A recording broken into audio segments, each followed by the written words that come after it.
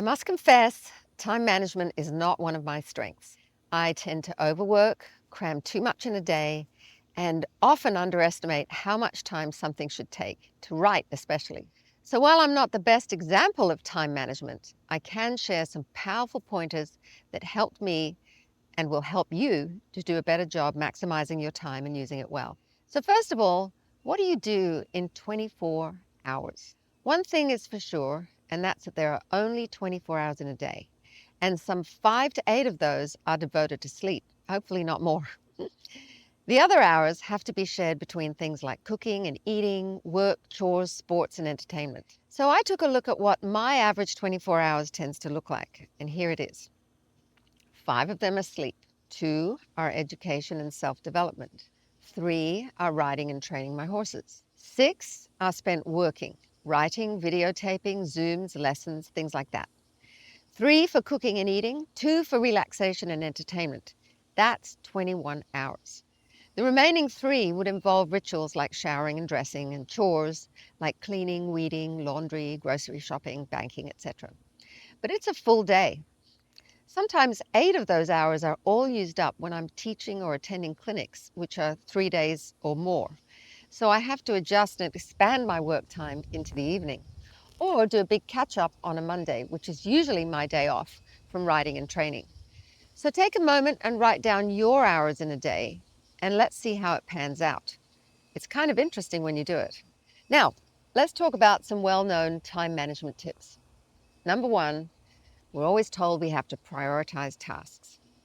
And tasks are usually divided into categories like important and urgent. Important tasks are pretty much the things you need to or have to do.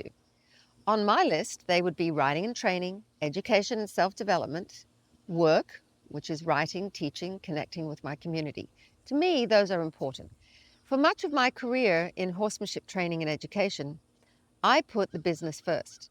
The day was pretty much devoted to program development, writing, filming, and meetings. And by the end of the day, I was literally cooked. And yet, that was the time I reserved to ride my horses after work was done. The problem is that my workload was so heavy, I literally didn't have the energy for both my horses. In fact, I was lucky if I got to at least one of them a couple of times a week. It's not good. So about 12 years ago, maybe it's 15, I decided to change it. I know, it took me a while. But horses are my passion, and I wasn't getting to do what I wanted, or actually that I needed to do to continue their development, because they have to be my role models for what I was teaching. So that's not good when your horse does nothing for a week or two, and then you pull him out for a seminar and a demonstration after a 15-hour drive from here. So I switched things around. I decided I'd ride and train in the mornings, which is important, and work could wait until after lunch, which is urgent. I know, that sounds a little bit weird. That also meant I could work into the evening if I had to. So 2 things happened. Number 1, I had the energy and focus I needed to train my horses. And number 2, because I felt so motivated and charged from being with my horses in the morning, I had more energy for the things I had to do in the afternoon. The urgent tasks are work-related, and it was so easy to confuse important and urgent. I found that the important things were what fueled my inspiration and creativity, but I made them secondary because work felt more urgent. But in the end, as long as I got it done on the day, things were fine. So what are your important tasks? And what are your urgent ones? Are you sacrificing your important tasks because you treat the urgent ones as more important? Prioritizing can take on a whole new meaning for you when you start to look at your daily life like this. Next, we're going to learn how to organize your time schedule. For me, dividing my important and urgent tasks into big chunks of time works really well.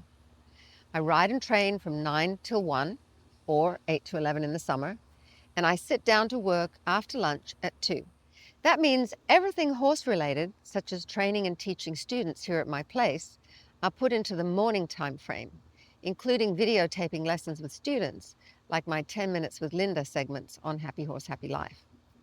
And everything work-related, such as writing educational materials for VivaVerve and Happy Horse, Happy Life, meetings, virtual lessons, Zoom talks with my community, answering questions and videos that don't involve horses, like Barn Confidential, happens in the afternoon time frame. Of course, sometimes you have events and meetings that change your schedule, but they are occasional interruptions to your routine, and it's really not that hard to work around them. I tend to tape the VivaVerve videos all in a half a day, usually 3 at a time. More than that is tiring for me, so I've found a rhythm now with my producer that works really well. My business partner, on the other hand, Andrew, does exactly the opposite from me when it comes to his work schedule. He can tape 20 plus videos. I heard one time 60 videos in a day, maybe more. They're often short. And he works like a Trojan for 3 months, so he can take the summers off. But my work is more my lifestyle too. Now, what about the other stuff? When it comes to meal times, I only eat breakfast if I'm hungry. Lunch is usually 1 p.m. Dinner is usually somewhere between 7:30 and 8:30. And after dinner is my relaxation time for great conversations with my housemates or watching something interesting, unless I still have something urgent to work on. I love cooking, and that fits into the important category. And my main creativity for that is at dinner time. When I need to run errands, go to the store or the bank, that fits into the urgent category. So it's usually right after lunch. That way, I can settle back to work when I get home. And that's only about once a week anyway.